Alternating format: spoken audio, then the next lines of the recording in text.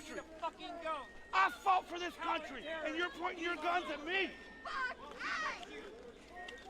How dare you? How fucking dare you?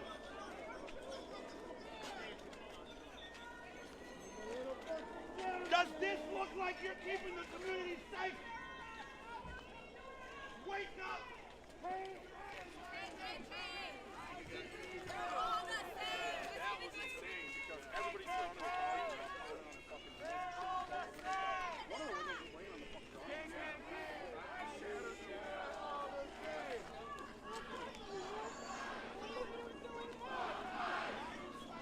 Fuck ICE! Fuck ICE! Fuck ICE! Fuck ICE! Fuck ICE!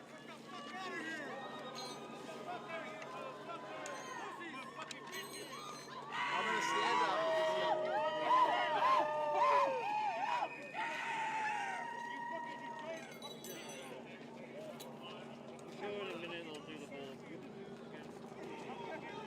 We're making the choice to terrorize our community. You are making the choice to terrorize our community. That's yellow cold now, aren't you?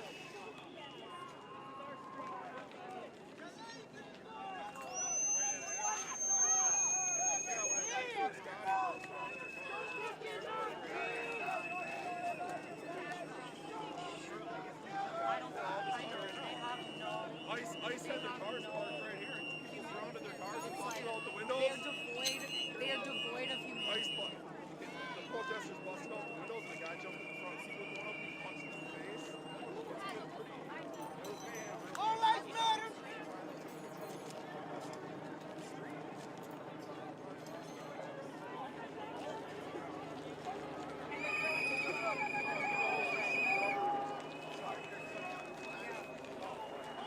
When we first got, we were down at Whipple.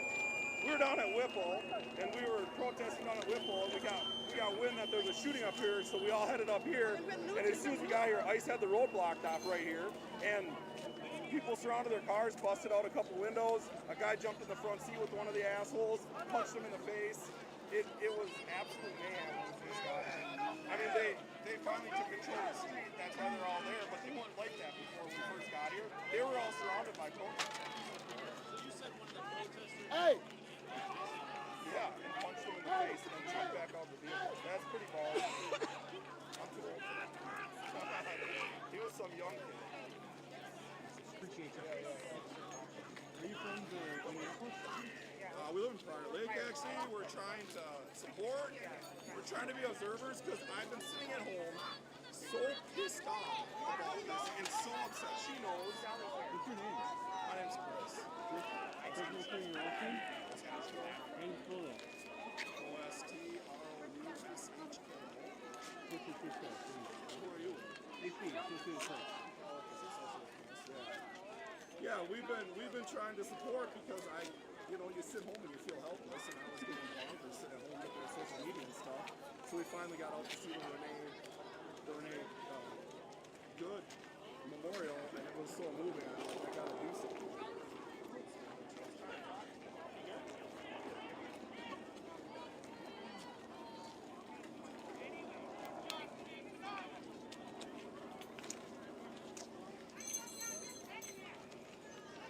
What is she wearing?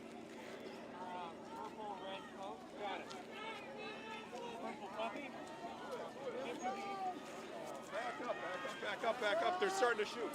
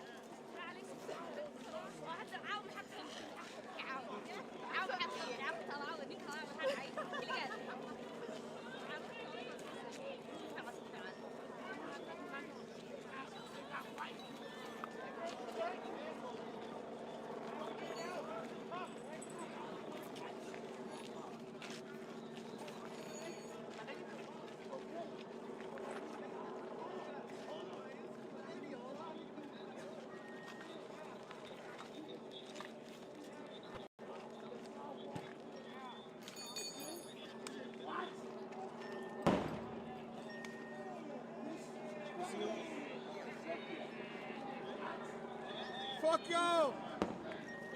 Eat shit, you pussy-ass ICE agents! Our streets!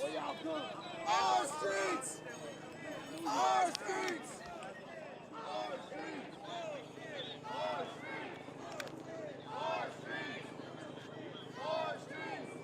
Several times because of those flashbangs and chemical irritants that do really start to cloud up the sky and make it difficult for people to breathe, let alone talk. So you can see the situation at 24th and Lyndale escalating this evening after we learned one man was shot in the leg by a federal agent at about 6:50 tonight. If you're just joining us, DHS says that the man they were trying to apprehend is someone who was here illegally from Venezuela. They say that as they tried to apprehend that man, he became violent with the federal law enforcement officer. They ended up on the ground. DHS says 2 other people from an apartment building nearby came out and started attacking that federal law enforcement officer with a shovel and a broomstick. So both the man who was shot in the leg and the federal officer, we're told, are in the hospital tonight. So they have cleared the scene, but clearly word spread of this shooting in North Minneapolis, and anti-ICE protesters are starting to gather there en masse. Joe McCoy has been watching as a large line of ICE agents have been blocking that scene and at times throwing those flash bombs toward the protesters to tell them to get back. Joe, what are you seeing right now? Our streets! Our streets! Well, Julie, as chaotic as it is on Raya's end of the street, it's actually been fairly calm on our end of the street for the past 10 to 15 minutes. You can hear these protesters right now chanting, "Whose streets? Our streets." There is still 2 to 3 dozen federal agents. Joe, we're having a hard time They have hearing not you. Can you put your mic fired a any little closer? flashbangs or deployed. There you go, thank you. Switch your mic. Yeah, give us a second here, Julie. We're just going to switch our mic over here. Apologies for that. We know it's All right, loud so that and should be chaotic better on now, that Julie. scene, Joe. That is better. Thank you, Joe. Yeah, Julie. Thankfully, excuse me, sir. Apologies for that. What we've been seeing on our end of the street, Julie, in the past 10 to 15 minutes, if things have remained fairly calm in terms of there haven't been any flashbangs deployed, and there haven't been any chemical irritant that has been deployed, but we keep hearing those flashbangs that are being deployed on the other end of the street where Raya is. There's just a line here that you can see of 2 to 3 dozen federal agents that are holding guns. Those aren't not actual weapons, but guns that have chemical irritant in them that they spray at the ground, and then that chemical irritant goes into the air and it backs up these protesters. So I would say there is 100 to 200 protesters that are on our side of the street, Julie, and they continue to chant, "Whose streets? Our streets." We have a man who just began banging on a drum here. So we hope that the clashes that we've seen between the protesters and the federal agents in terms of protesters throwing ice and snowballs and trying to push their way up will stop, at least on our end of the street. But it doesn't seem like these protesters have any plan of going home anytime soon, Julie. All right, Joe, we appreciate it. I know it's a chaotic scene to be reporting from. We also have Raya Katane on scene, and she said it looks like state troopers are now on scene. There are some reports on social media right now that some of the federal agents, at least, are leaving that scene. As we reported earlier, DHS says the officer involved in the shooting and the person who was shot are both in the hospital, so we know they're no longer on scene. It doesn't appear to be as active of a scene from that perspective anymore, but clearly tensions are high. Governor Walz gave an address earlier tonight. We did share with you some of what he said. He accused ICE officers of causing trauma in communities, said they're coming in armed and masked and undertrained, going door to door and kidnapping innocent people. So some very strong words from the governor. And we did get Republican response to what he had to say. Morgan Wolf has joined me now. She's going to call up that response and read some of it to you. And I think those both the statements will help illustrate just how deeply entrenched people are on both sides of this issue. Well, there's no doubt people all across Minnesota feel weary and tired, and there's certainly some PTSD. People view what is happening here through very different lenses. Governor Walz gave his perspective in a rare primetime address at 7 p.m. tonight. Morgan, who did you hear from on the Republican side this evening? I did hear from the chairman of the Republican Party. I spoke to him actually about 10 minutes ago. First, I just want to say that I did ask him if he was aware about the shooting that happened tonight. He said he was working to get some more information and did not want to comment on that. But he had a lot to say about Governor Walz's message that he delivered tonight. I'm going to read you some of the statement that we got from the Republican Party of Minnesota saying, Governor Walz's statewide address tonight was another reminder of why Minnesota is in crisis, failed leadership, finger pointing, and zero accountability. Instead of owning the consequences of his record, Governor Walz chose to blame President Trump and federal law enforcement, the same tired deflection Minnesotans have heard for years. Let's be absolutely clear, Democrats were in charge, they failed. So it goes on to, again, call out Amy Klobuchar. It goes on to call out Governor Walz and hitting on the crime, the businesses that have fled, the loss in trust, they say, that Minnesotans have in the government. Yeah. And so this was just a very targeted attack by the Republican Party tonight against Walz after he delivered that message. Yeah, and just we bring both those statements to you just to further illustrate how the two sides see this situation so very, very differently.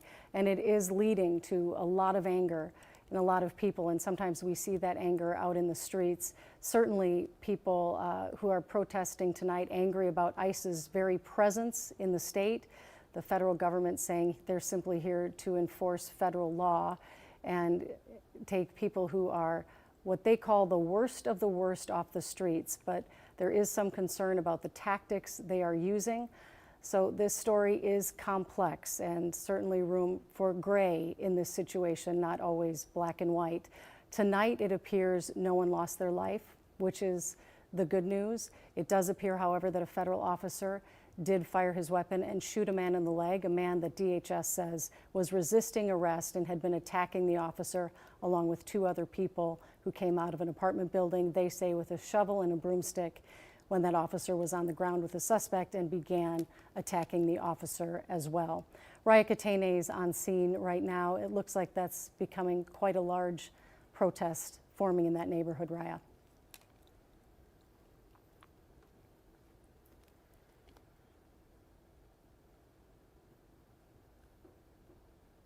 For quite a while, and then that series of flashbangs went off, which I'm sure you heard just a few minutes ago when we were live with you.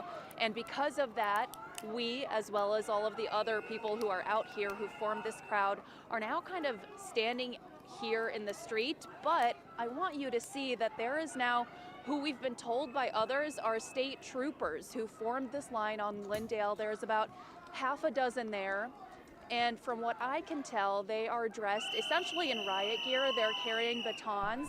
They're wearing seeing gas reports masks. They've got their and helmets on. some other feeds coming in yellow and messages highlighter that on. So from my stuff might be understanding, popping what off we've in been other told by parts of others, the it's a city, little so we're difficult keeping to an see eye from on back that. here, but what we've been told is We've got that a these few are state feeds troopers, we and then can go behind them to. is this big convergence keep watching of right here, right federal now. agents. Those were the ones that we had This seen appears earlier. to be the They're the ones primary that issue are where wearing vests that say federal officers. apparently the shooting was right So there behind that's that what we're yellow seeing at the tape moment. These where protesters are the now sort of standing around in this officers are street. lined up.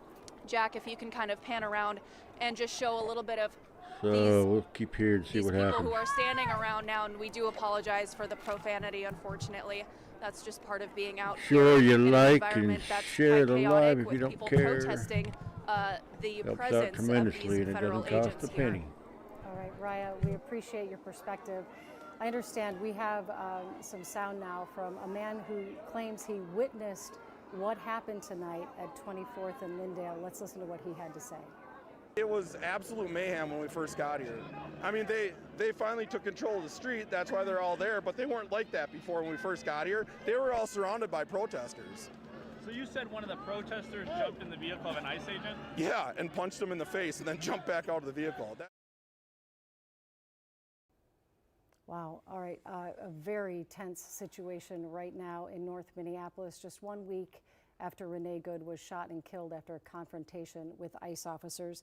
Morgan Wolf joins me now. She's been looking on social media and X, trying to see if we get any more official statements. We heard from DHS, but very little from the city of Minneapolis or the MPD that I know of. Very little, which actually is a little surprising to me. I looked at some of the council members.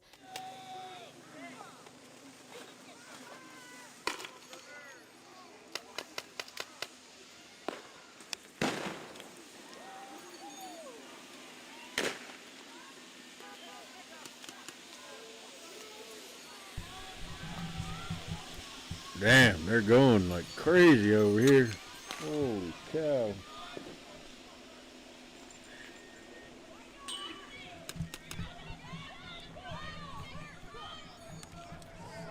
Nuts, folks, it's nuts.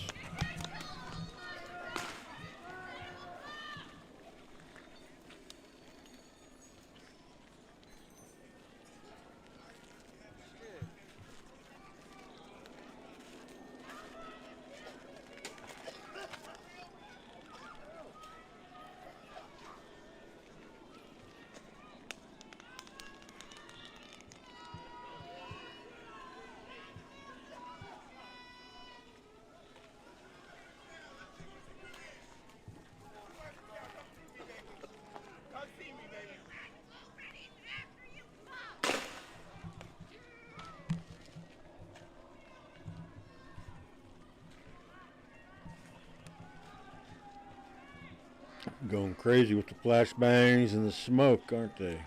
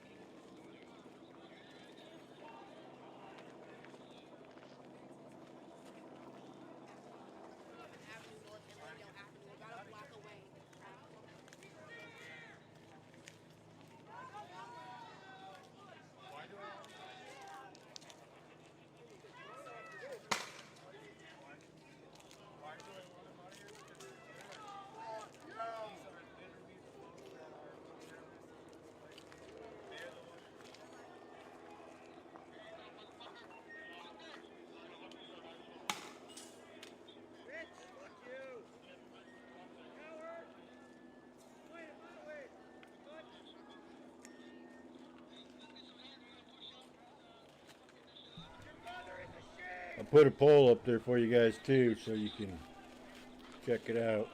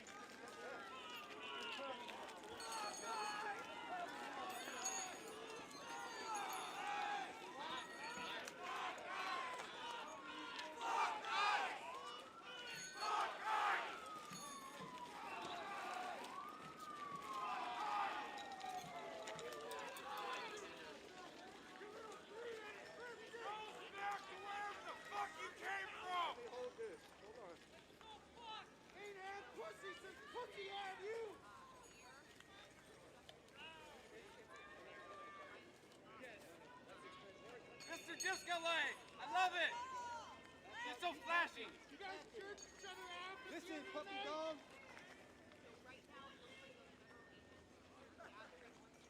Little lap dog.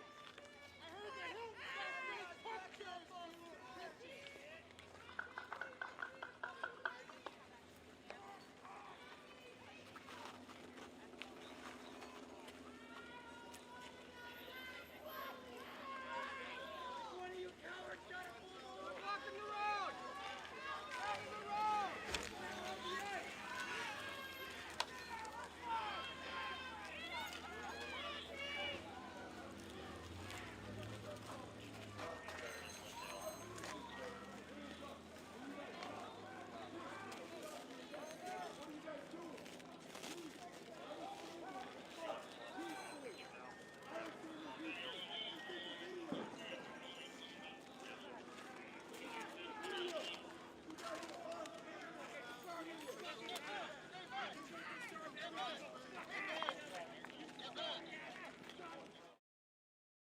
Just an example there of how high emotions are and really have been since a week ago when Renee Good was shot and killed by an ICE agent during a confrontation. Fuck you guys! Get out of here!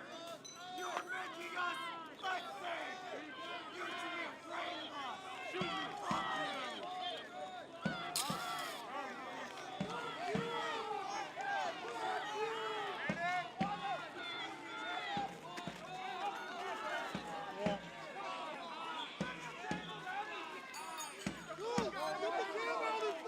Hey, get the camera out of his face! Get the camera out of his face! What are you doing? Don't wipe it! Look at the camera!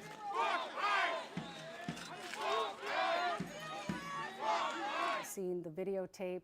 People on different sides of the political aisle have different interpretations of what they've seen on that videotape, and it's clearly become a political story, a tragic story that has captured the attention of the entire country. Once again, the focus of the country here on our home state of Minnesota. Julie, I just want to point out something that I realized, obviously it's dark out, we can't see as well, but it was very noticeable the number of public officials and Minneapolis leaders that were out at the scene almost what felt like immediately after Renee Good was shot last week. And we are not hearing any reports so far of any public officials out there. We are trying to get a hold of the mayor. We're trying to get a hold of the police chief. I have been monitoring all the city council members' Twitter pages. They frequently put out a lot of their messages on social media. So far, I am not seeing anything right now. So this is a message to them. If they are watching, call us. We are on air right now. We want to hear from you. And we are looking just to learn more information of exactly how the situation is going to be de-escalated, because in the time that we found out about the shooting till now, the crowds have only grown. And we know that there is presence now of the Minnesota State Patrol, as our reporters have seen. There are ICE agents that are still out at the scene, caution tape that's up. We have seen a number of ambulances as well. And so, Julie, again, this is just a message to our public officials. If you hear this, we are waiting to hear from you. I appreciate that perspective. That is interesting as well, that we haven't seen any politicians or public officials on scene yet tonight. We did talk to, Joe McCoy talked to a witness earlier who said he was on scene very early after this whole thing unfolded, and he saw violence escalating between protesters and law enforcement officers. We have a longer version of his version of events. Let's listen into what he had to say. We were down at Whipple, and we were protesting down at Whipple, and we got wind that there was a shooting up here, so we all headed up here. And as soon as we got here, ICE had the road blocked off right here, and people surrounded their cars, busted out a couple windows. A guy jumped in the front seat with one of the assholes, punched him in the face. It was absolute mayhem when we first got here. I mean, they finally took control of the street. That's why they're all there, but they weren't like that before when we first got here. They were all surrounded by protesters. So you said one of the protesters jumped in the vehicle of an ICE agent? Yeah, and punched him in the face and then jumped back out of the vehicle. So we know tensions have been rising between anti-ICE protesters and the agents themselves, and you heard a man there say that one of those protesters assaulted an officer this evening. We saw, our reporter Joe McCoy saw Welcome to the future of press wires. EIN Press Wire. Our service is designed for people just like you. Some of Stand down and back off! Keep fucking moving! You think you're fucking Get the soldiers? fuck out! Cosplaying like you're in fucking Iraq? Can't even fucking shoot straight. Yeah, unarmed! Eyes out! Eyes out! Fuck you! Fuck you! Fuck you!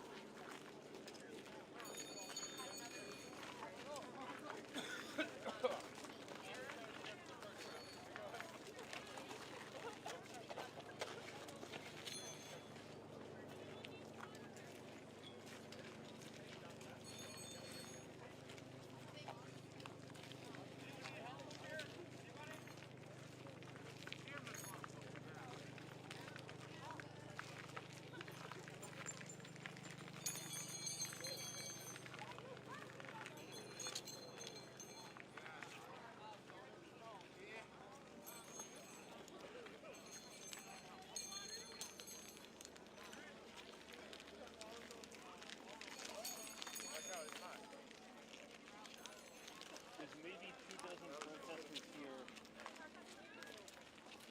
going back and forth to federal office.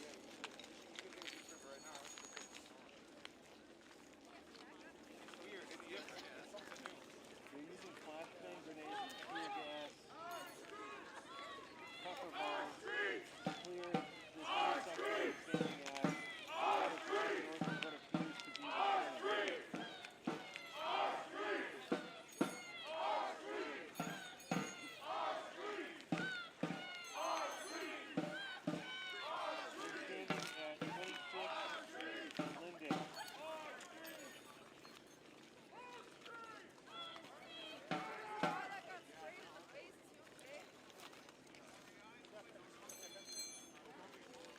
A couple of the protesters have thrown snowballs, but it's mostly chanting.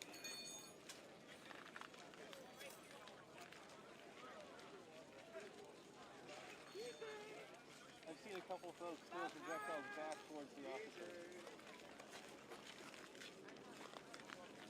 I see a Minneapolis police squad parked 1 block north at 26th and Lindale. I think they're just kind of screaming out on the outskirts.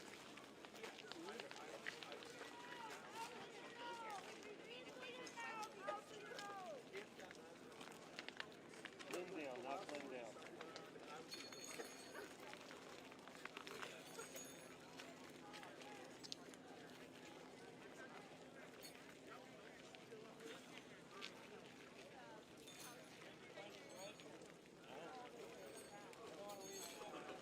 Please no. Are you leaving? Thank you. Bodies of agents is still the same. That police tape that we told you about earlier, the yellow tape I should say, has pretty much been taken down. It's hard for me to even see that there's any tape still up. That fire truck showed up just a few minutes ago, and then as I had reported, there is now a perimeter of state troopers who are standing alongside the federal agents who are sort of blocking off this intersection here of 23rd and Lindale. And I want to show you this too. The ground is pretty much littered with these right now. These are the smoke canisters, so these are the smoke bombs that were set off a little while ago to help disperse this area, but since then people have started coming back in to this intersection, and these are on the ground as well. These are the whistles that we keep hearing, so I just want to go ahead and show you. These are the whistles that people are using, that they have been using to alert people that there is ice here. So this is a vehicle belonging to Minneapolis Fire. That is the fire department. We also have another squad car coming up right after. This one belongs to North Memorial. So we've seen EMTs out here. This is actually an EMT. These are the ones who are wearing these yellow vests here that say North Memorial on them as well. I'm not entirely sure why the fire truck is out here, but again, there are people who've been out here chanting. There's now someone who is playing the drums as well, and this crowd is really not going anywhere at this point from what I can tell. Well, Raya, I know when we've been in these situations before, sometimes anyone in an official uniform is the target of protesters, but it seems like they're letting those EMT people and the ambulances get through without any hassle. That's what I've seen as well, but I will say we've noticed a lot of animosity towards the state troopers because in the eyes of the protesters, from what I've heard, they feel as though the state troopers are here to protect the federal agents. And so, of course, the federal agents are the targets of these protests. The people who are out here say they do not want ICE in these communities, and they feel as though the state troopers are here protecting the agents, from what I've heard. Because, again, the state troopers are out here, they have batons, they're carrying their batons, they have these gas masks on and the helmets, and they're standing side by side next to these agents. So that's what I'm noticing. It sounds as though these protesters are quite angry at the state troopers for being here as well. EMTs, however, and people who are here with North Memorial have not been getting that treatment from what I've seen. And are you seeing any MPD out there? We know they were there earlier this evening. Are you seeing many Minneapolis police officers? Not at the moment. I do not see any Minneapolis police officers. When we first got here a little while ago, we did see that that big squad, that big convergence of Minneapolis police cars leaving the street here, and traffic is a whole nother story out here. I will tell you, there are people who are trying to kind of drive down the wrong way right now. There are people that are driving in different directions on the same streets. So traffic is a bit of a concern as well, I will say. All right, Raya, we appreciate you and your perspective. We want to share with our viewers right now an interview we did with someone on scene who I believe is also a witness. I'm hearing this for the first time too. Let's listen in. I've been out here for about 40 minutes now. Okay, and what have you witnessed? ICE tried moving in with heavy police military vehicles, and they pushed them back. They haven't let us pass this line. It's war zone out here. It's the people versus them now. That's the only thing I could come up with at this point, because the police aren't here to protect us, and they keep allowing them to come in here and kill our people. That's not okay.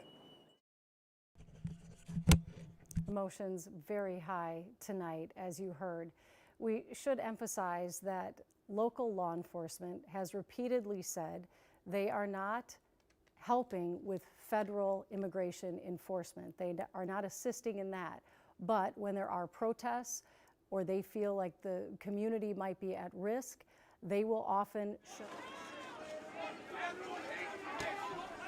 Oh, look at this car.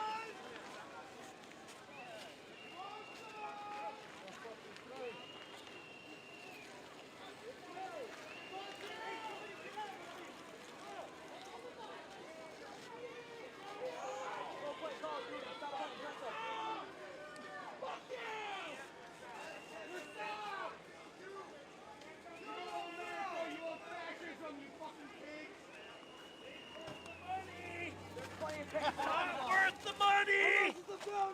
The agents before. It actually, Mitchell, if you want to look over there, it looks like on the other side of the protest, there's more flashbangs. So I'm not exactly sure. I'm not sure if we have a reporter on that side that can tell us exactly what's going on, but that's the other side of the protest where it seems like there's more flashbangs as well. You can see that protesters are getting a little nervous because they heard of those flashbangs. It's not here at the moment, but folks, when they hear that, they back up. Some people stay, half of the folks stay. We feel like we're in an okay spot right now because we're off of the street, but that's just what has changed in the past few minutes, is that the perimeter has been shifting. It appears that agents have let that perimeter shift a little bit. So the scene is, as I said, changing by the minute. All right, we appreciate you, Sammy. Thank you for giving us that perspective. You can hear people yelling in the background. We've seen the whistles. We're going to cut Sammy loose right now from that scene because we understand at 10 feet. Oh, shit! Reinforcements!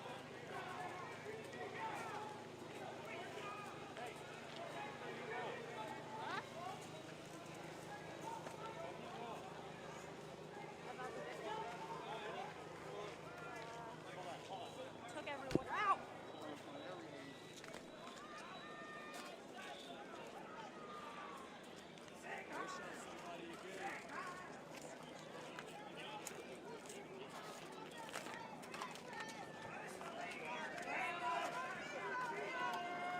Hey, they shot somebody again.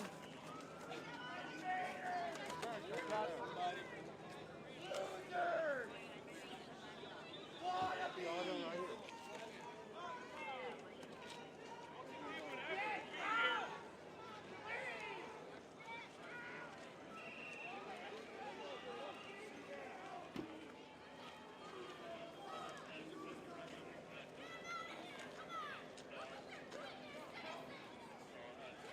Get these fucking bricks out of here!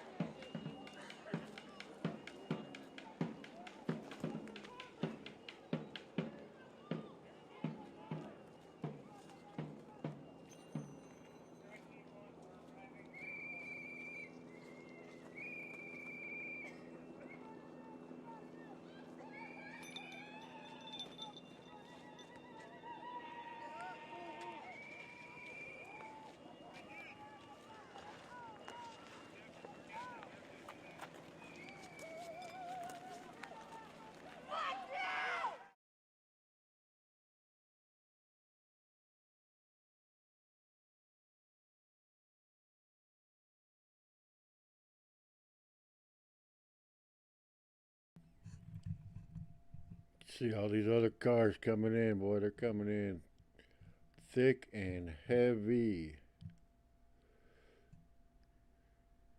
And it's getting scattered out all around there. Look at them all over there. Holy cow.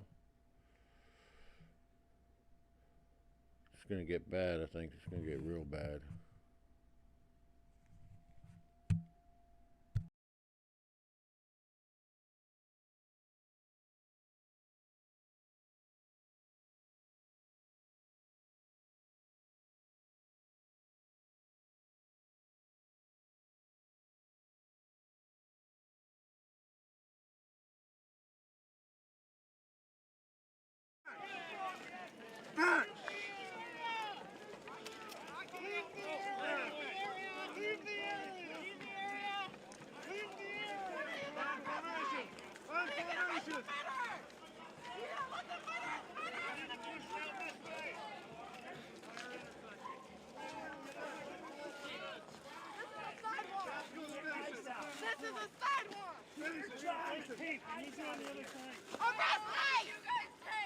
Protect our city! Protect our city! You're tolerating terrorism! You're tolerating that! Arrest ICE! What the fuck are you doing? Fucking listen to you! I hope your kids shame on you! Shame! You're supposed to be helping us! Fuck you!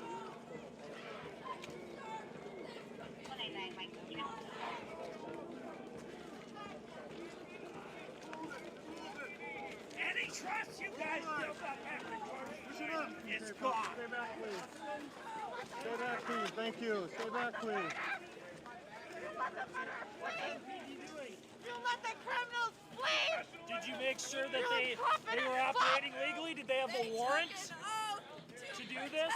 Or are you just assisting? You're just fucking helping here. Stay back, thank you. Fuck with me.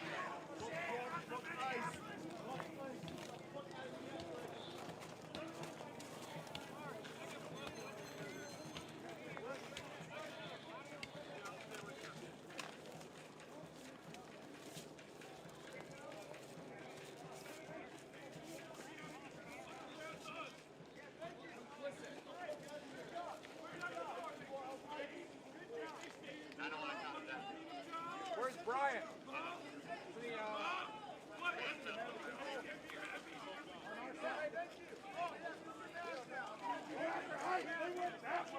Why y'all still here? Ice went that way. Why are you here? Go get Ice. Get the fuck out of my street. They did this. They did this, not us. They did this.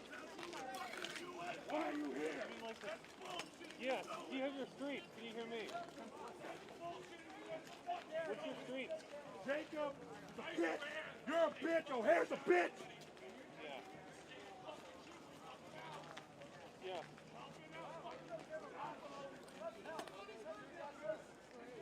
What direction?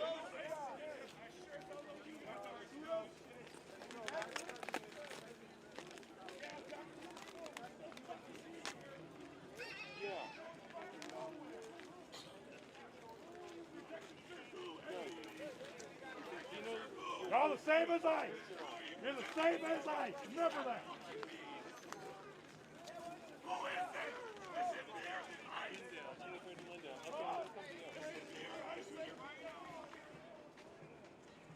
The feds left. The feds left.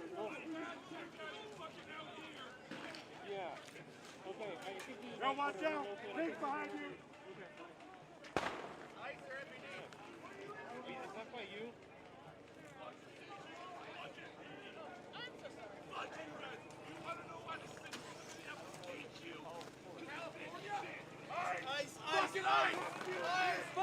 One of the reasons that we recommend Webstront Store to our wholesale partners is we know the customer service is fantastic. If something goes wrong, we have someone we contact from Webstront, and instantly they're connecting with us to resolve a problem. So anytime you supply this many shops, you're gonna run into issues with supplier. It's gonna happen. And when we opened a recent shop, the manufacturer sent these chairs with these legs that didn't screw in properly. We contacted Webstront, They fixed the problem immediately. They sent out brand new chairs, no questions asked, great customer service.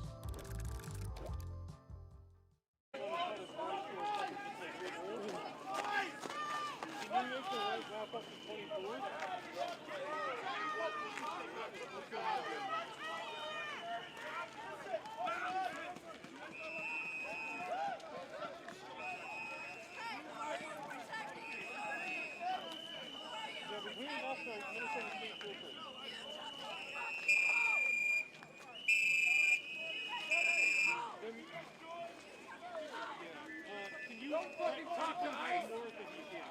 Where's the fucking bad guys?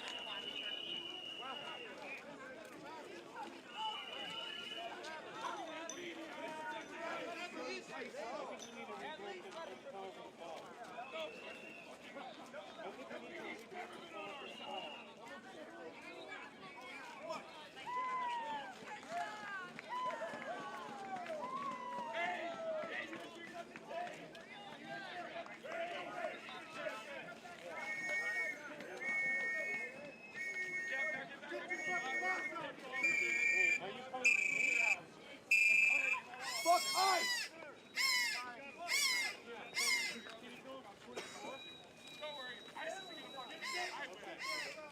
You can't come up Lindale. They haven't Fuck ICE! They'll be live streaming us. ICE, kill yourself! Come north of Lindale. Fuck you!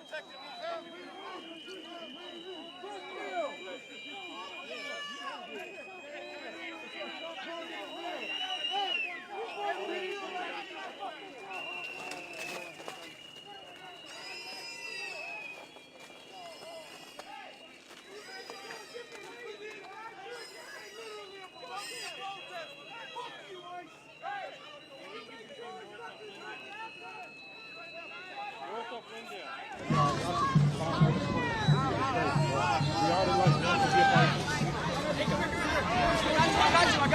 Come on, man! I got you. Joking! This way. Yep, see it. There's a young man arrested. Watch out behind us. Watch out for the ice as well. Let's get up on the sidewalk. Boots on the ground. Right up in the middle of it.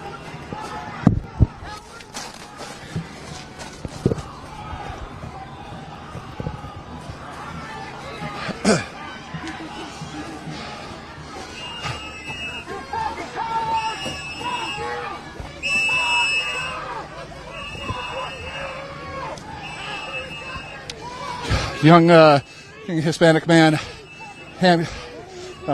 zip-tied or handcuffed, being walked away by multiple Border Patrol officers carrying pepper pellet guns, firearms.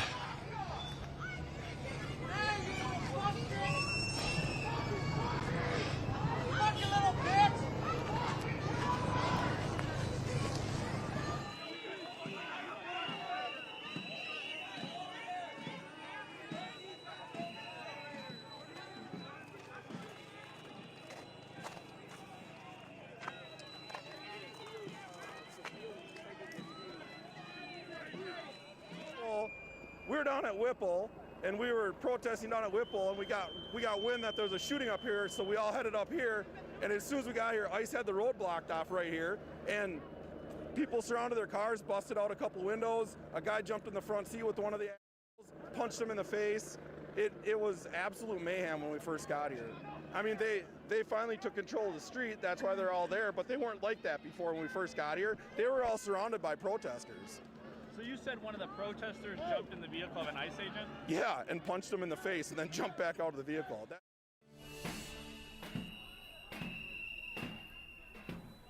Now, this presence of State Patrol and MPD officers, that is new on scene. That happened, I would say, about 20 to 30 minutes ago. So it seems like some of the ICE agents have left. As I mentioned, they seem to be about a block down, holding another perimeter, those federal agents. But these protesters, they're banging on drums here. They've been chanting, you know, stay off of our streets, that these are our streets. And you also can hear those whistles. And what those whistles are doing is they are trying to alert people in the neighborhood that there is this federal law enforcement present, that there are ICE agents in the neighborhood. So Julie, what we hope right now is that law enforcement is able to keep the scene peaceful and that we don't see any more clashes between these protesters and law enforcement, Julie. Yeah, it has been incredibly tense. I mean, that's a stunning story from that witness that says he saw a protester punch a federal agent and then jump out of that agent's car.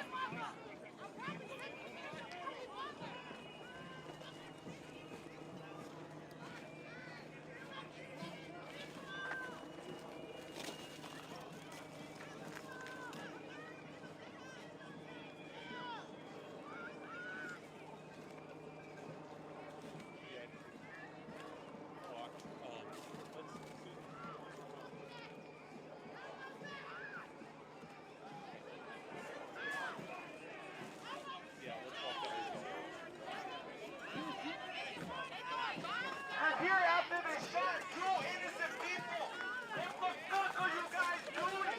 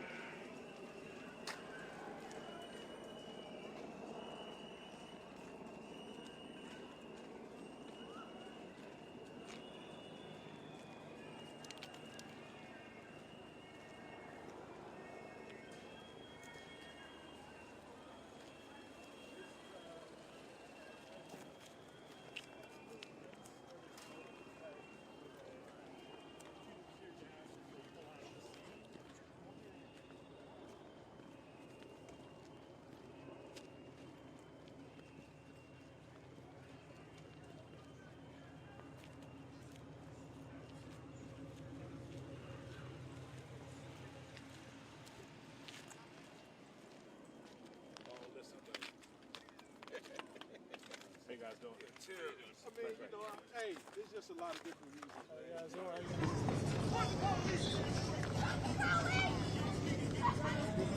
Fuck the police!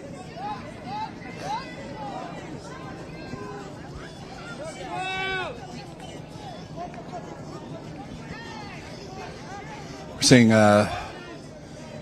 can tell.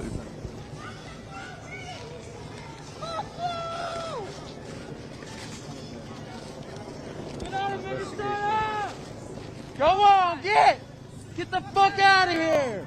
Fuck you!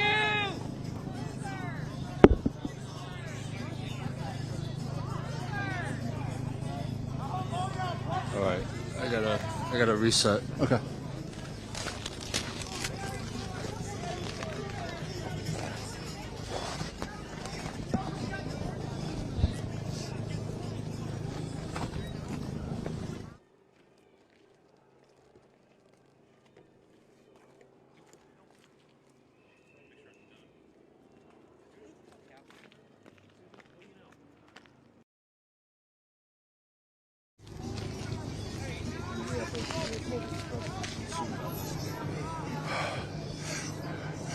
We have a report in that the Minneapolis Mayor Fry, is holding a press conference about what happened tonight.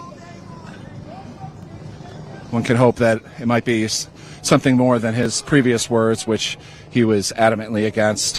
He reported on Fox News earlier today, or during an interview, that he was strongly against abolishing ICE, the organization that has spent the last several weeks terrorizing his city, kidnapping his citizens and residents.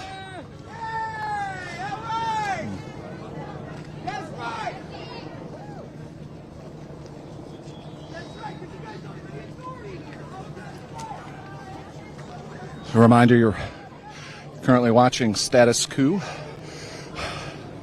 in partnership with Midas Touch Network. You can support our work at statuscoup.com/join for $5 a month. How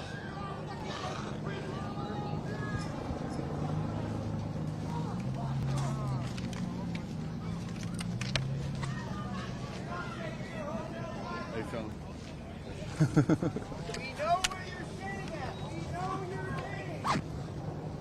I know you're good.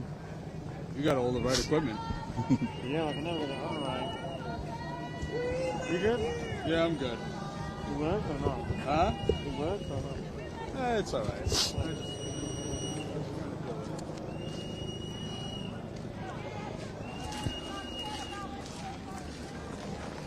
Are extremely high, and we want to try to ensure that we keep a safe distance from many of that chemical irritants that law enforcement could potentially deploy again. So we wanted to take a step back to make sure we are safe. There is still, I would say, 100 or so protesters that are lined up facing State Patrol and Minneapolis police officers. There's a couple people banging on drums down there. They're chanting, "Whose streets? Our streets." What we see about half a block away is about 10 to 15 federal agents. And as you've been mentioning, Julie, throughout the broadcast, it's hard to know exactly what is going on everywhere because we can only see just a narrow stretch of what is going on here.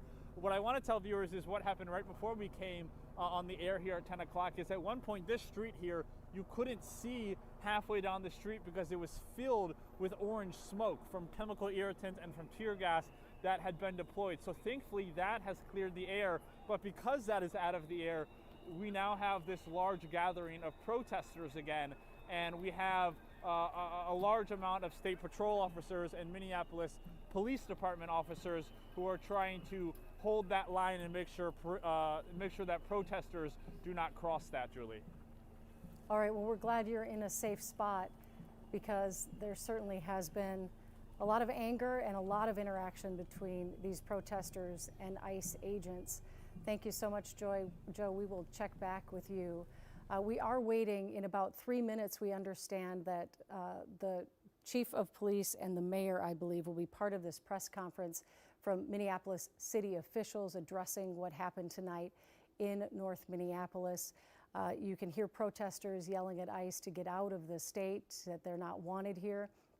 That is a sentiment that we certainly heard from Governor Tim Walz during his primetime address at 7 p.m. tonight when he called ICE officials, accused them of invading the state and conducting a campaign of organized brutality. Safe to say that tensions on both sides are very, very high tonight. And again, according to DHS, the officer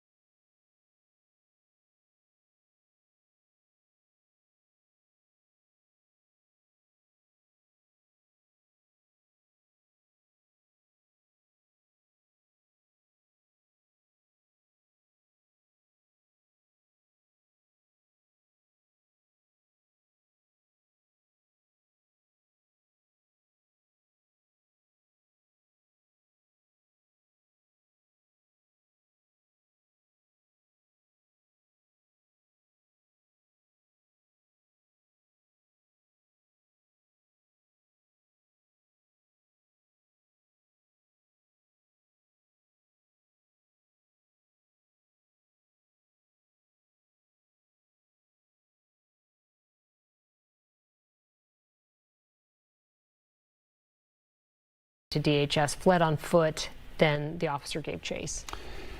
It feels like things are calming down. I mean, it's really hard for me to tell. There's a wider shot there.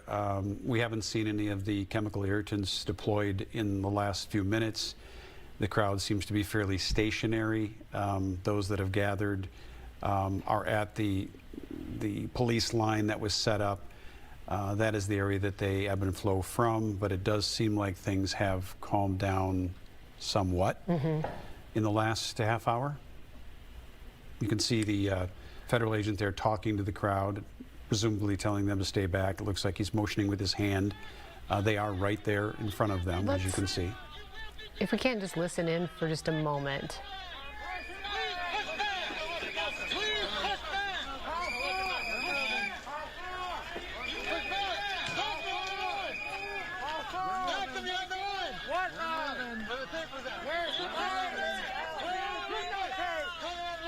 I'm looking, I don't see it. I'm looking, I don't see it.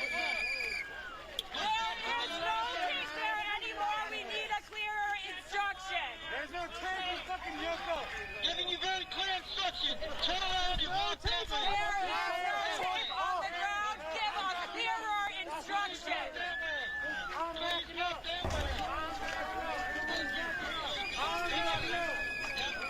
Backing up. Keep moving back to the line. Thank you. Wow, are you done? You cleaned up that fast? God damn, you're quick. Yeah, you do. What state maneuver do you guys do? This is a really good example of the interaction between agents and the community when these things occur, when these gatherings occur. This is a really good example of what both parties go through and do in a situation like this, and we're just going to let you listen because this is the reality of where we are now.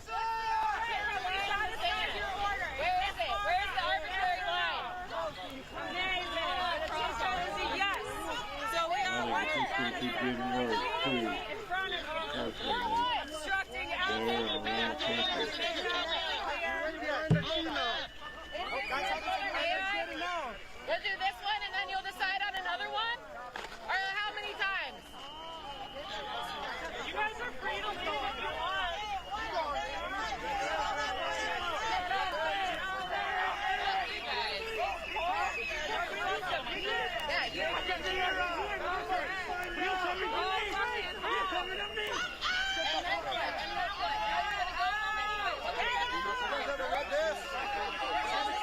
For those viewers who may just be joining us at 10:17, a couple things happening here. One, you are seeing live the situation in the Hawthorne neighborhood of North Minneapolis after an ICE agent discharges weapon shooting what is described as a... What has been happening on the streets of Minneapolis, and Governor Walz tonight encouraging them to take out their phones and record what is happening.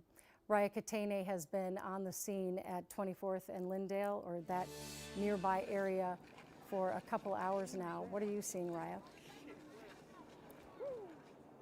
Well, Julie, I want to tell you about the experience that we just had a few minutes ago. We were walking alongside a crowd that was walking down this street here, which is 23rd Avenue. It intersects with Lyndale. And there was a group of protesters who was walking down, and on the other end of the street were some federal agents who were sort of standing there, and the crowd was sort of pushing in. And so we were just walking alongside them. There was no perimeter that was set up there, and then all of a sudden we get tear gassed, and it's a difficult feeling to describe because it feels as though you're suffocating in a way, and it's hard to see because the air gets so hazy and your eyes are just stinging and burning. And so we were kind of carried away. My photojournalist, Jack, and I were kind of carried away and helped by someone who said that they had served in the Marines before. And so there are people who are out here pretty much just on standby trying to help people who may be impacted by this sort of thing.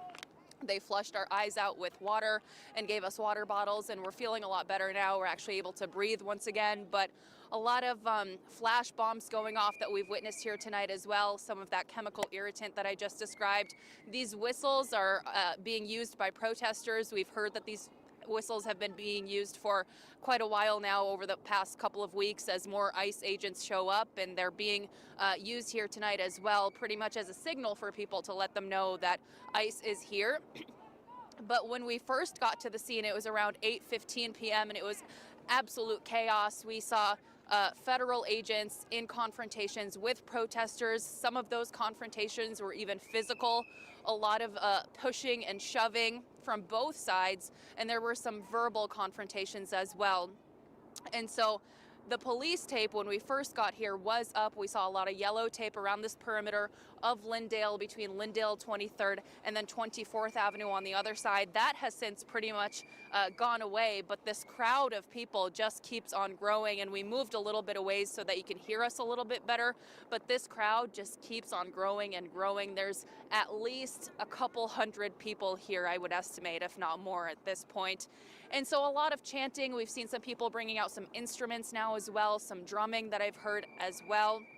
And we also know that there are now state troopers out here. When they first arrived, which was about a half an hour ago now, we saw them coming out with some batons. They had gas masks on. We saw them wearing helmets as well. And when we first got here, we know that Minneapolis police officers were on the scene. We did see their vehicles. And then after a while, we saw a row of those Minneapolis police squad cars just moving out. There were at least 8 or 9 squad cars that we saw leaving the scene. And so from my understanding now, it's mainly the federal agents who are here, as well as the state troopers. And then of course the protesters. This group just keeps growing and growing as the night goes on.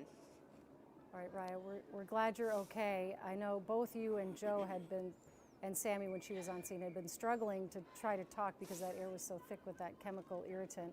You can hear the chanting and yelling going on in the back.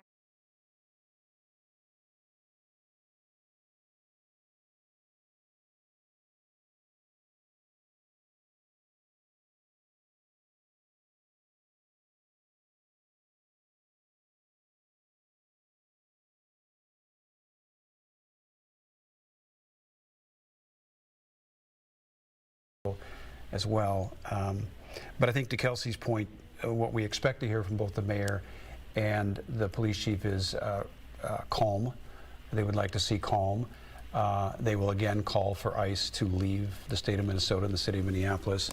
And the mantra, at least up to this point, has been you're making things worse rather than better. We will wait to see if that is, again, the messaging that comes out of City Hall tonight. And we have our camera views at the scene. We'll also continue to show you in one of the boxes that podium for the press conference because we're monitoring that closely at City Hall so that we can take it as soon as they're ready to speak. But we'll continue to just have these camera views up while we're waiting so that you can see the scene. Our Skyfox 9 had to go back for some more fuel, so we don't have that aerial shot anymore, but the aerial shot was very helpful in terms of knowing just how large the size was, the one block area that they'd had blocked off, and how many emergency vehicles are really lined up in that area, and just how narrow all the streets are, because we're talking about these neighborhood streets. And so it's a compact little area that they are around right now, with some neighbors saying that they wanted to get out of the area, a lot of onlookers, protesters, people who are trying to go face to face with the ICE agents there at the perimeter too. I'm being told, as we monitor social media from the newsroom as well, that there are just a plethora of rumors rolling around on social media tonight, none of which have been, from our perspective, confirmed. So we're hoping that part of what will happen at this press briefing coming up, and there's some activity there on the top of our screen, will be to allay some of those rumors and get some facts out there so that people can wrap their heads around what did and did not happen here tonight in the Hawthorne neighborhood. Again, ironically speaking, this is 1 week to the day of when Renee Good was shot by a federal agent fatally. This shooting does not appear at this point to be anything near that. It seems to be a person wounded in the leg.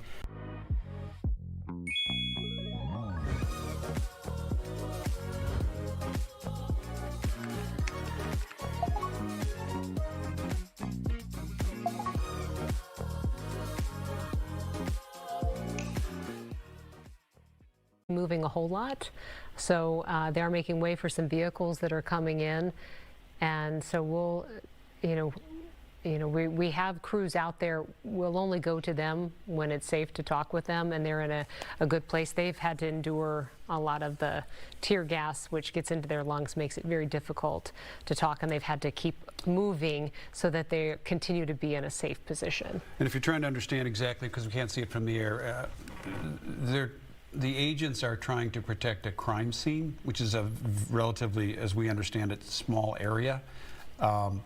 And by doing that, they keep pushing the crowd of people back away from that crime scene, which we presume is already, an investigation is already underway there. And in an effort to protect that crime scene, they have set up a perimeter with police barrier tape, and that's what they're trying to protect, really from 4 different sides. Right. And so our cameras are set up in as many of those as we can muster. And the crowd is trying to get as close as they can to those crime scene tapes or police tapes. And that's been the back and forth now for going on 3 hours. And there will be some questions about the investigation itself. Last week, there was an initial announcement that the FBI and BCA would be working together on an investigation into the death of Renee Good. But then the next day, we were told that the FBI would be working on this solely without the BCA.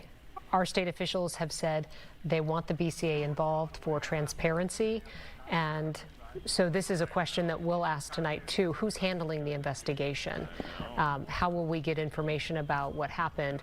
And you know, to your point about rumors, it takes time to get information. It just does. But in the day and age of social media, all that time that we're all waiting to get accurate information, a lot of rumors can circulate quickly, spread quickly. Even videos that have nothing to do sometimes with a scene can circulate quickly. It's just the nature of what we are living in today. Now I see there in the center of your screen on the left side or right side of your screen that the perimeter tape is being torn down. It appears to me that if that's... All right, we're not here to cause any violence, right? Listen, you're right. You're right, sir. Can everybody listen for a second? You want this? Hey, listen up. You want this? If you just wait right here, we'll go get in our vehicles and we'll depart. All right. Good to go. Can you identify yourself? Everybody chill. Everybody chill. Hey, chill. Chill. Chill.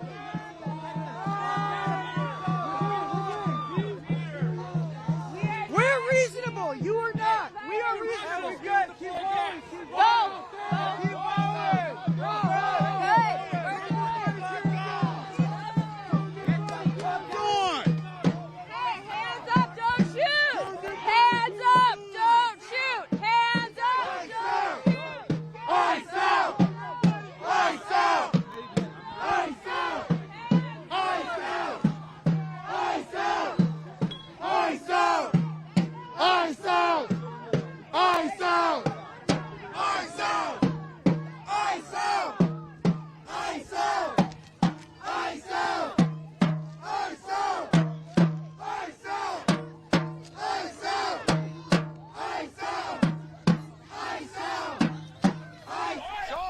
The perimeter has likely been lessened. Let's just listen in here for a second.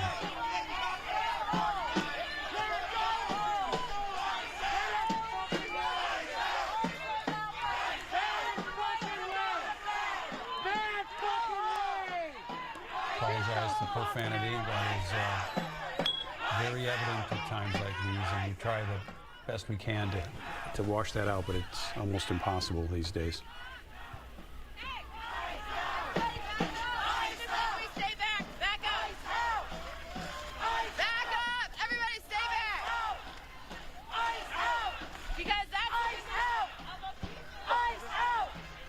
Thus far, and then I would provide some comments thereafter. It took place earlier tonight on the north side. This is the second in a week. The chief will be able to provide some details on the limited amount that we know thus far, and then I will provide some comments thereafter. Chief. My name is Brian O'Hara, B-R-I-A-N, O''H-A-R-A. I am the Minneapolis Police Chief. At 6:51 p.m., Minneapolis police received a 911 call reporting a shooting on the 600 block of 24 Avenue North. Preliminary information indicates that there was a struggle with a federal agent in front of the resident. During the struggle, the federal agent discharged his weapon, striking one adult male. The adult male then retreated inside of the residence, where he remained inside and refused to come out.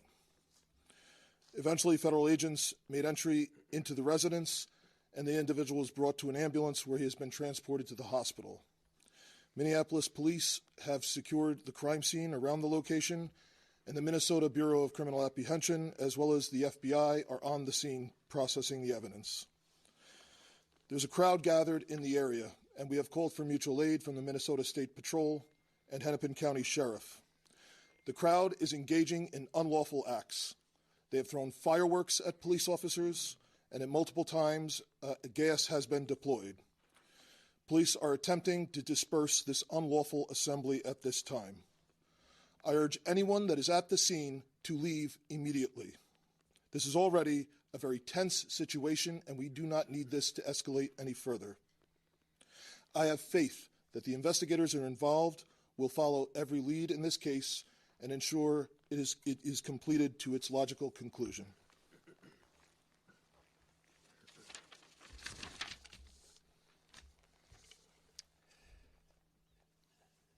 There's still a lot that we don't know at this time, but what I can tell you for certain is that this is not sustainable. This is an impossible situation that our city is presently being put in. And at the same time, we are trying to find a way forward, to keep people safe, to protect our neighbors, to maintain order. And we're in a position right now where we have residents that are asking the very limited number of police officers that we have to fight ICE agents on the street, to stand by their neighbors. We cannot be at a place right now in America where we have two governmental entities that are literally fighting one another. Why are we put in this position? We're put in this position because we have approximately 600 police officers in Minneapolis, far fewer that are able to work at any given time. And there are approximately 3,000 ICE agents in the area. 3,000. The 600 police officers that we have are charged on any given day with investigating crime, stopping homicides from taking place, preventing carjackings. That's the work of a police officer in a city. Meanwhile, we have ICE agents throughout our city and throughout our state who, along with Border Control, are creating chaos. This is not the path that we should be on right now in America. Thankfully, there's another path. And I want to talk to everybody who's out there, even people who aren't living in Minneapolis right now. Maybe you just put your kids to bed. Maybe you're cleaning up the dishes. I'm sure you love your family. There's no doubt in my mind that you love your town. Imagine if that city or that town was suddenly invaded by thousands of federal agents that do not share the values that you hold dear. Imagine if your daily routines were disrupted.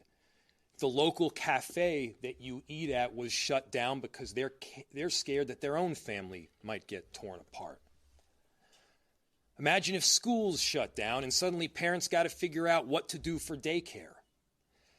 This is not creating safety. It's certainly not creating safety when a huge percentage of the shootings that have taken place so far this year in Minneapolis have been by ICE. So let's be very clear. I've seen conduct from ICE that is disgusting and is intolerable. If it were your city, it would be unacceptable there too. And for anyone that is taking the bait tonight, stop. That is not helpful. Go home. We cannot counter Donald Trump's chaos with our own brand of chaos. And I have seen thousands of people throughout our city peacefully protesting. For those that have peacefully protested, I applaud you. For those that are taking the bait, you are not helping, and you are not helping the undocumented immigrants in our city. You are not helping the people that call this place home.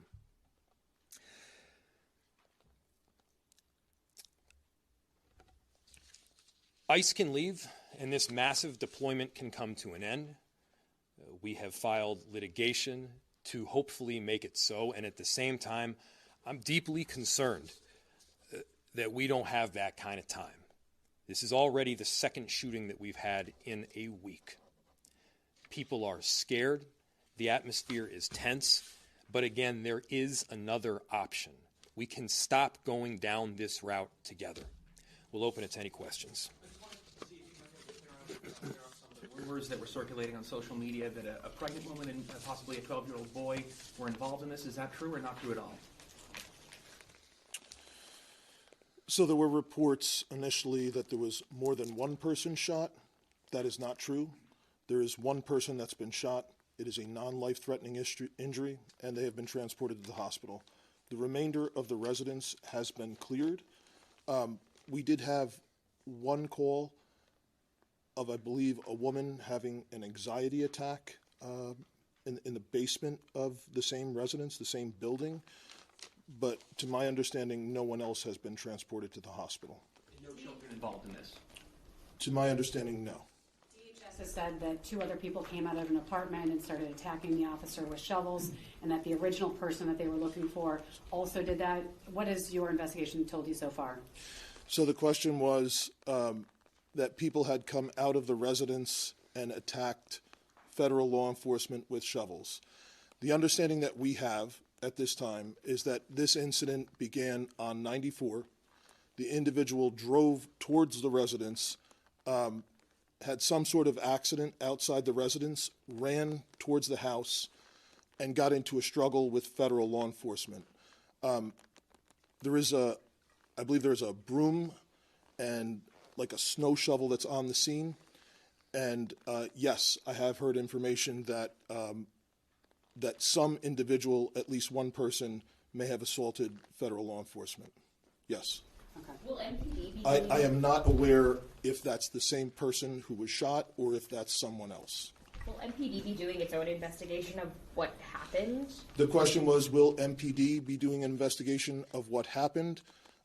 I requested the Minnesota Bureau of Criminal Investigation, Criminal Apprehension to respond, and they are on scene. You were saying that there was unlawful protesting that happened tonight. Could you be a little bit more specific? The question was about unlawful protesting.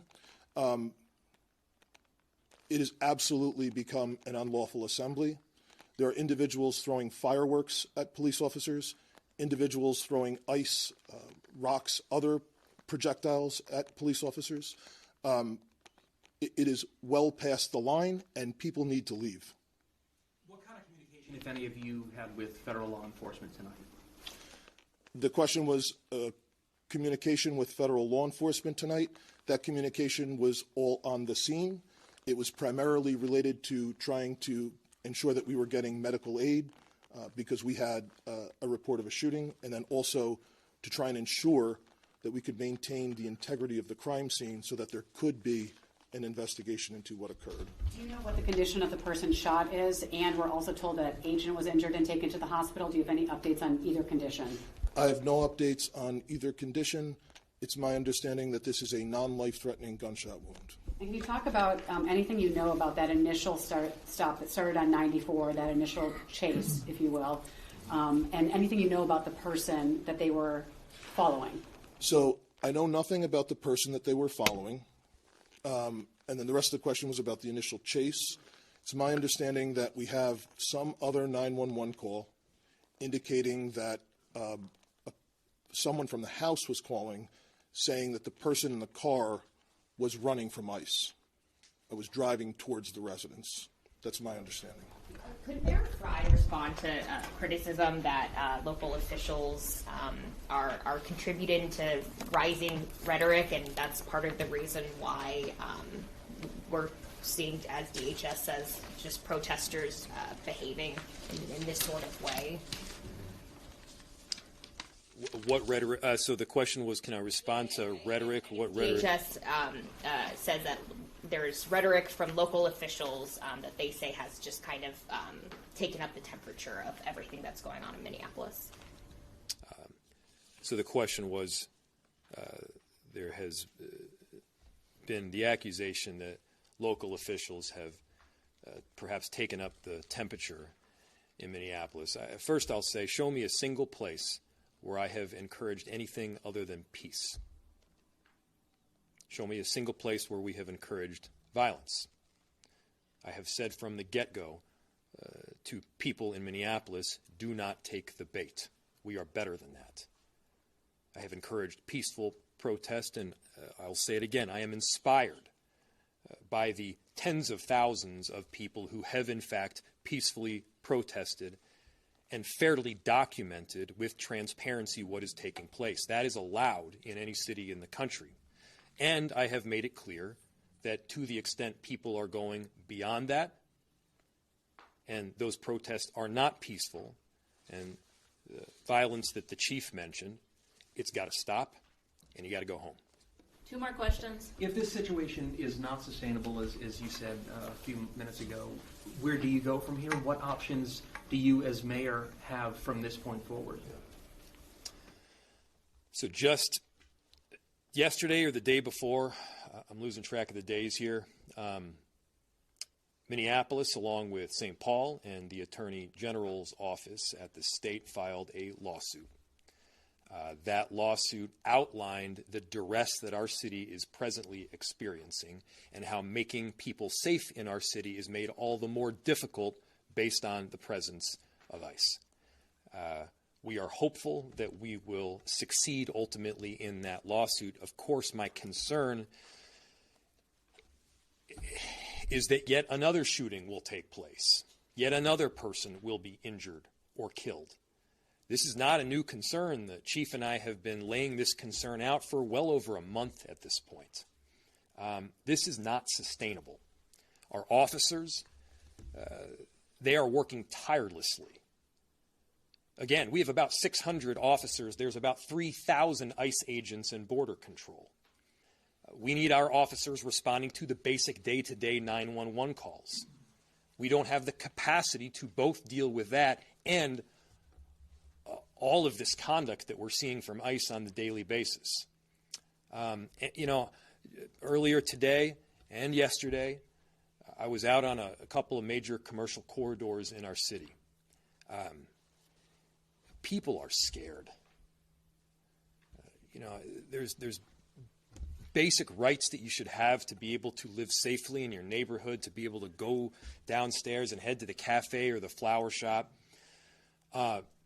The people that would normally keep up these shops, American citizens, by the way, many of them, are terrified. Because American citizens are getting picked up off the street by people in masks.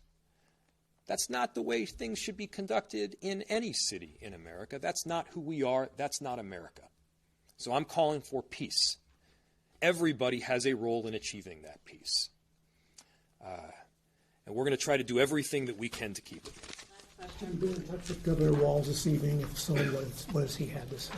Yes, our office, yes, is in touch with the governor's office, as we've been for the last week here.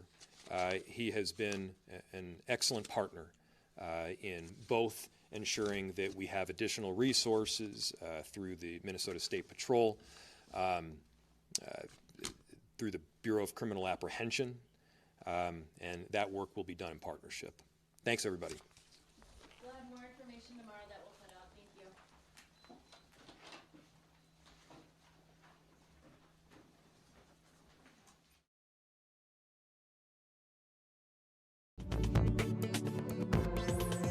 you. Resources through the Minnesota State Patrol, through the Bureau of Criminal Apprehension, and that work will be done in partnership. Thanks, everybody.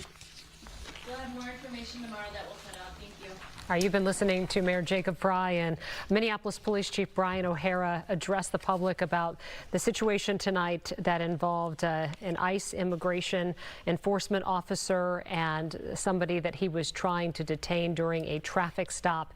That person, DHS says, was in the country illegally. There was a car that crashed.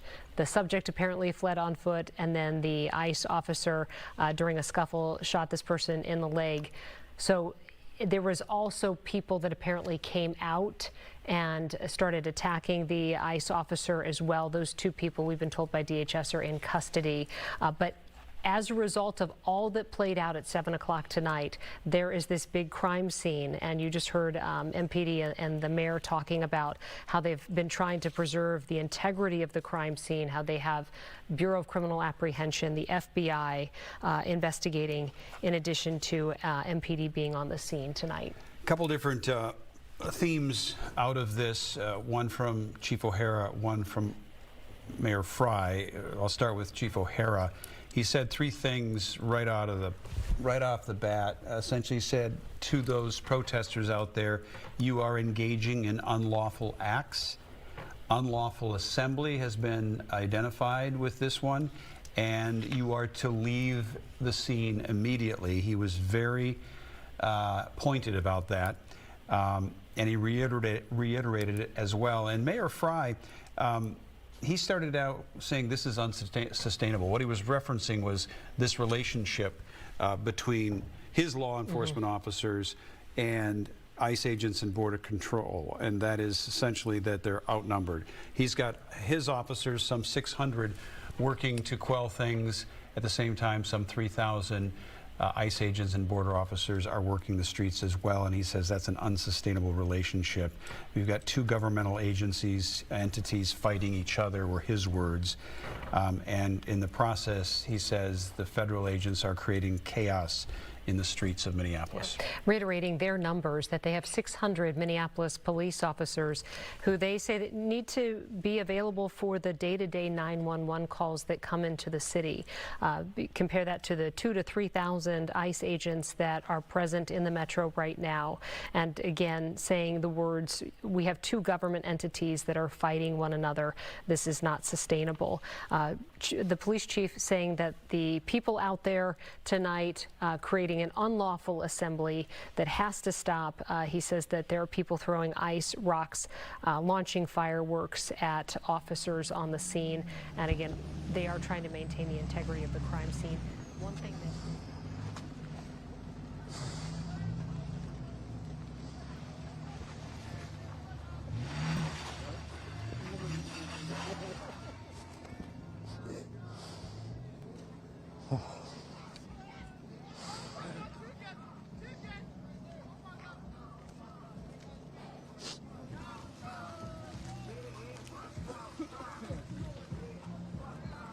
Been out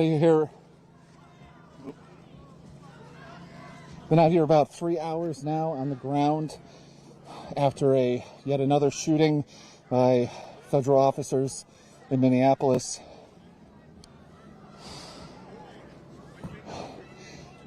Hundreds of rounds probably tens of thousands of pepper pellets have been released at very much mostly peaceful crowds.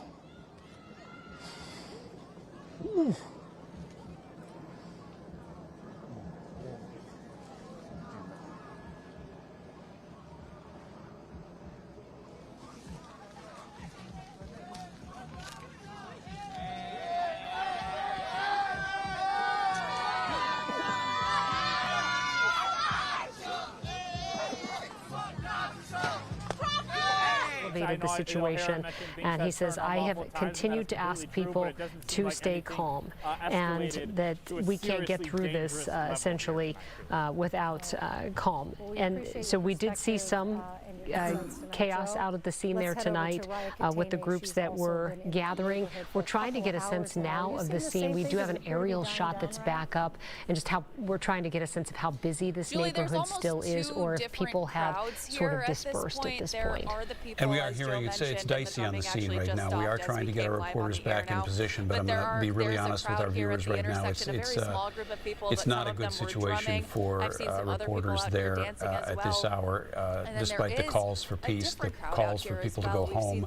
Not sure if those calls have even reached the crowd yet. Probably not. In fact, this is an opportunity. A little bit of a different atmosphere between, you know, some people in the crowd and the others, and the drumming is just starting back up now. But as Joe mentioned, we see absolutely zero law enforcement left at this point. I don't even see any of the yellow police tape that was set up earlier. I don't see any federal agents, nor do we see those state troopers who were out here a while ago, and no MPD officers from what I can see as well. I will say that it seems as though the crowd has gotten a little bit smaller since we last spoke to you, and it seems as though people are a little bit more scattered at this point. So there are people sort of standing on this intersection, and there are people standing over here. We're still on 24th Avenue, and you can see some people who are standing in the middle of the road who are just dancing just now to the drums that are being played. So again, kind of a little bit of a different sense depending on where you look and depending on who you're engaging with in the crowd at this point. No, it's a really interesting description, and I know we, those of us who've been here a while, remember going through this a few other times, and there often seem to be two different sets of protesters at these events. Those that are there to peacefully protest and those that are there just to cause trouble and create mayhem. So hopefully now that those officers and law enforcement seem to be clearing the scene, it will just continue to die down. Raya, thanks so much. We'll keep you on standby for a while longer. Let's listen in again. We just did hear from Chief O'Hara. Let's get his description of what happened in Minneapolis tonight. Preliminary information indicates that there was a struggle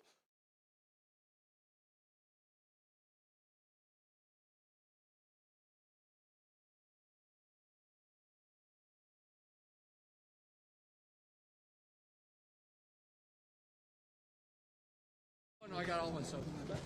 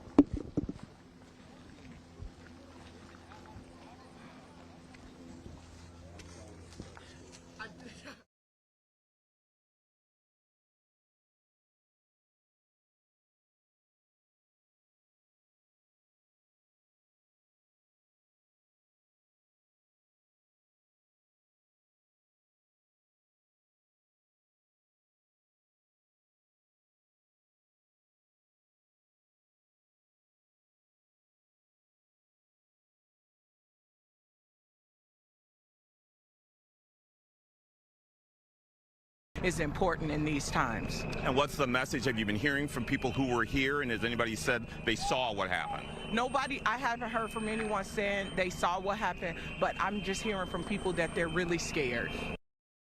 All right, and that was Maury Glover that you were listening to. About 8:30 tonight, talking to Minneapolis City Council member Latricia Vitaw about her reasons for coming down there and trying to get some information about what happened in this ICE agent-involved shooting from earlier tonight. I'm not an expert on aerial views, but it appears that we do know that law enforcement has left the scene. Presumably ICE would follow. My own skin, when I had to go home and talk to my 9-year-old little brother and tell him that he has to be mentally prepared for shit like this in the future. Yeah. I don't want to do that, and I'm willing to take the sacrifice and stand ground to make sure that he doesn't have to live the same days as I do. Like, that's all it is by the end of the day. So I hope by the end of this we leave with, like, we make a change for the better, not just for our current selves, but for generations in the future, because this is done. It's too much, right? And now that innocent lives, even more innocent lives are being lost because of stupid shit like this. It's over with, right? Well, stay safe, please, and make sure you get some medical attention if you have to. I'll tough it out. It'll be fine. I'm not bleeding. I know that for a fact. So I'll just probably knock out. You know, I hit the gym before this too, so I'm just gonna be like, oh, it's probably just me hitting like that. I think you might have some pepper pellets some other places, so I would make sure when you get into a vehicle or anything like that. I thought I saw like on your edges of your arms or something like that. So just be careful. I definitely will. All right. Thank you. Stay safe. Stay safe.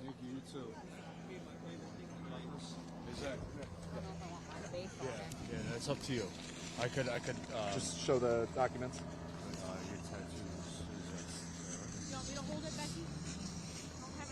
Will you hold it for Yeah, the sure, live sure. and give it back Yeah, to me? yeah, of course. Thank you. So just let me hold the microphone. You go through the paperwork, and you kind of describe. Is it live? Yeah.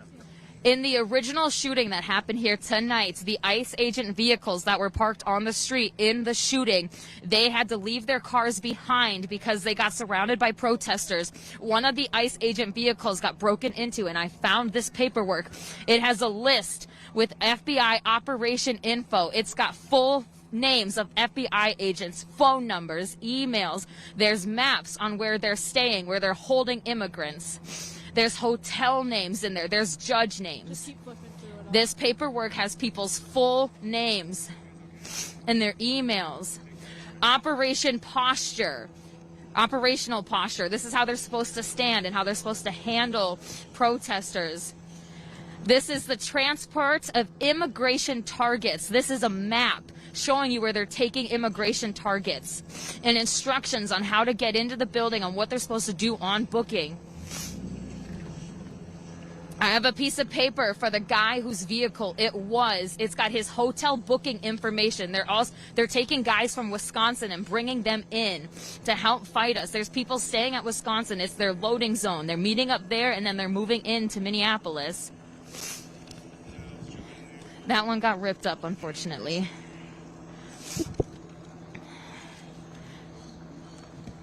Information about the detention center. Sherborne County, I think, detention center, address, info.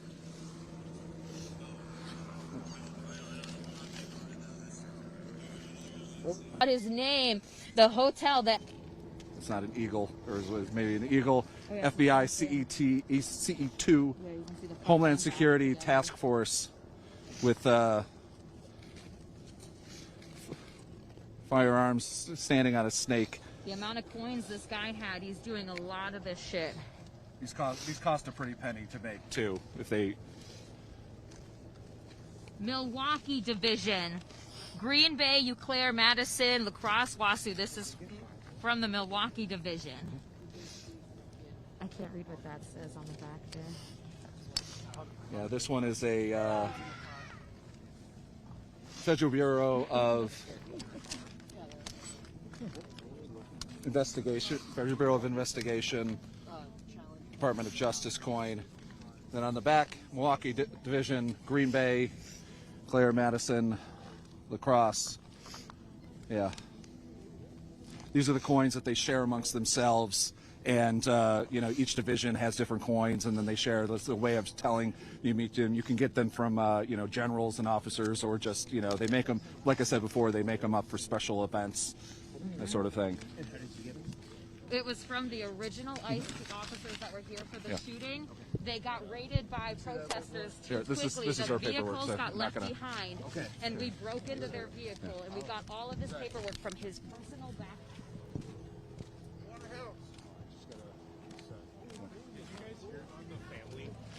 That got gas in their car? No, I haven't. There was I have some video. I talked to, you're good. I talked to this man. There's a fire truck coming into the zone, and the police were like talking to these people in their house and their yard. So I went over there, and there was a SUV with all the airbags deployed. And for a moment I thought maybe it was like the vehicle in the supposed chase with ICE.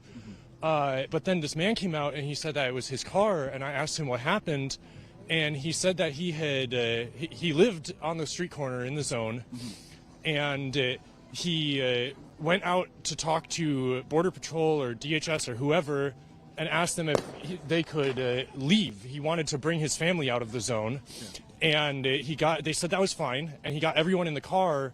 And he said that he put it in drive, and they started throwing flashbangs and tear gas under their vehicle. And he had his 3 kids in the car and a 6-month-old who stopped breathing.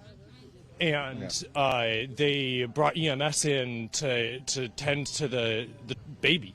But I talked to him directly. I have it on video. Yeah. Yeah.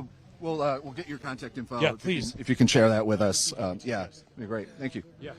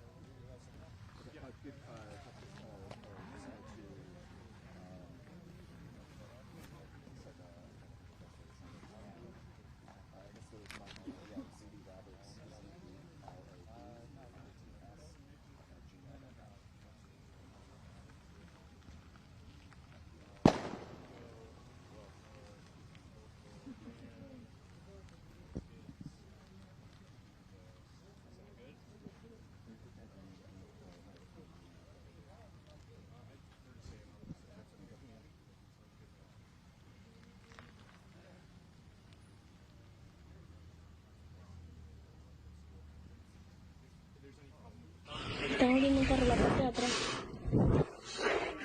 Sí, ese es mío. No tengo el mío. Y llegaron varios para tu. El teléfono que viene es ese. ¿Cuánto le dispararon a él? En la pierna. Diré que dispararon una puerta.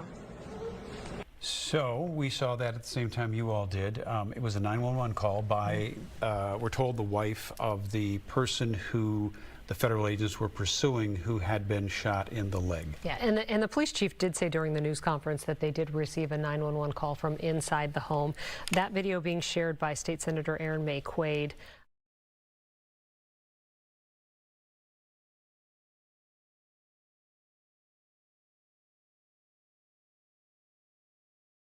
Who was involved in this initial traffic stop too, we're told was taken to the hospital for evaluation, and then 2 other people were taken into custody as a result of this scuffle that apparently played out where the officers said he was ambushed by additional people while he was trying to make an arrest.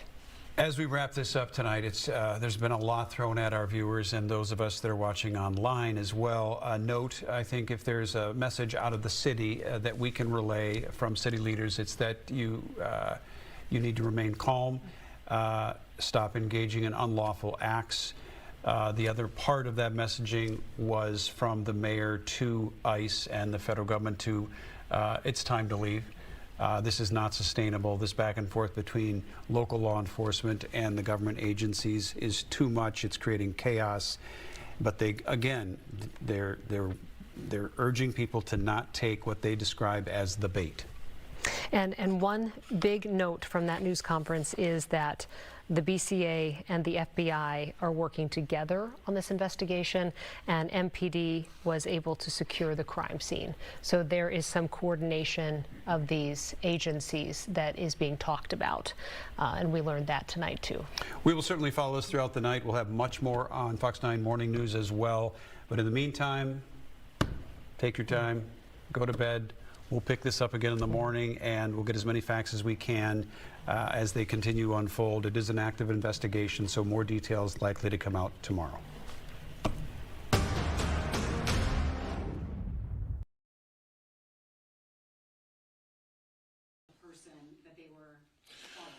So I know nothing about the person that they were following.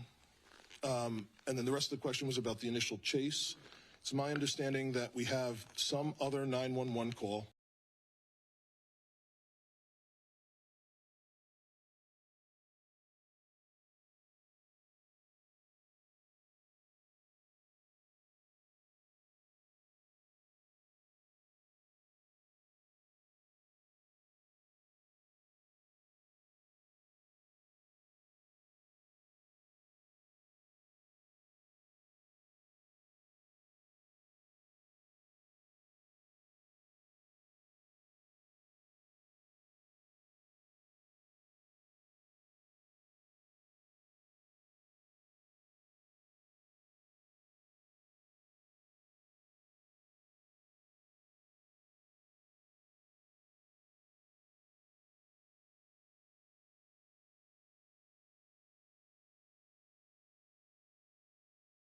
Results.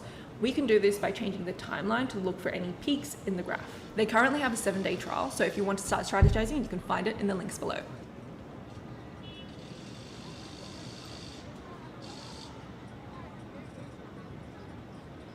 We're seeing a lot of extortion. Investment scams. They can impersonate you. The new battlefield is online, and you are the target. Criminals of today aren't the guys waiting to stick you up when you leave the ATM. They're doing it without any physical presence. They have a voice-cloned daughter screaming in the background. This is the golden age of scamming. It's time to learn how to fight back. This is